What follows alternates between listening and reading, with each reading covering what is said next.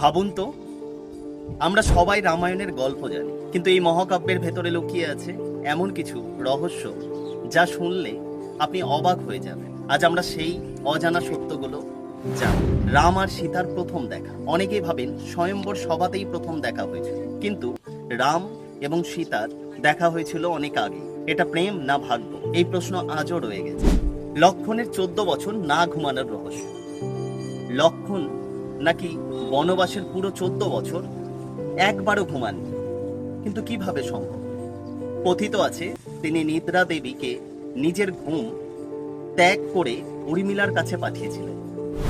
রাবণ কি সত্যি খলনায়ক?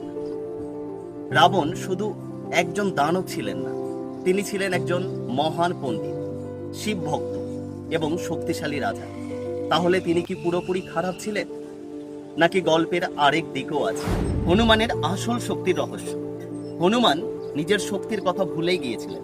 তাকে জাম্ববান মনে করিয়ে দেয় তার শক্তির কথা, এবং সে তার ব্যক্তিত্ব রামায়ণে প্রকাশ করে। অর্থাৎ আমাদের মধ্যে কিছু শক্তি আছে, সেটা শুধু আমাদেরকে জাগাতে হবে। সীতা কি সত্যিই রামের সাথে ফিরে এসেছিলেন?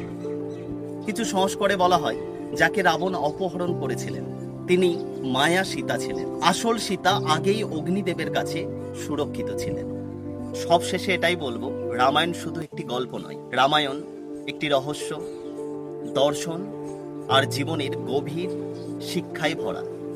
আপনি কি এই শিক্ষাগুলো আগে থেকে জানতেন? সেটি কমেন্ট করে জানান, এবং এইরকম আরো রহস্য পেতে আমাদের সঙ্গে থাকুন। ধন্যবাদ। জয় শ্রীরাম।